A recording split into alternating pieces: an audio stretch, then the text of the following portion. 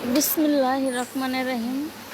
আসসালামু আলাইকুম। আমি আপনাদের এখন এই যে নবীদের সাত সালাম বলমু, আপনারা শিখবেন।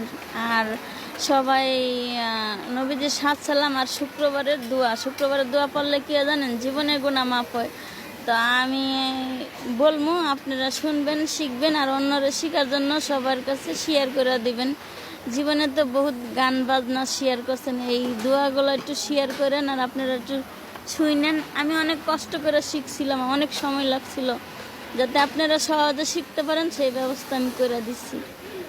বিসমিল্লাহির রহমানির রহিম।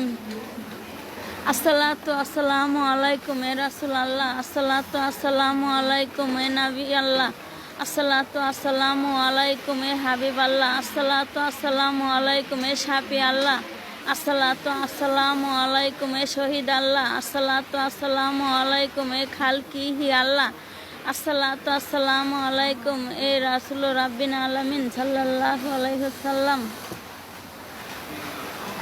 বিসমিল্লাহির রহমানির রহিম। এটা হচ্ছে শুক্রবারের দোয়া। জুম্মার নামাজের আগ পর্যন্ত 100 বার পড়বেন। বিসমিল্লাহির রহমানির রহিম। আল্লাহুম্মা সাল্লি আলা মুহাম্মাদিন আবাদিকা ওয়া নাবিকা এ রাসূল আল্লাহ সাল্লাল্লাহু আলাইহি ওয়াসাল্লাম। এই দোয়াগুলা পড়বেন। আর আবার বলি, যদি ভুল আবার বলি, এই নবীজির সাত সালাম। বিসমিল্লাহির রহমানির রহিম।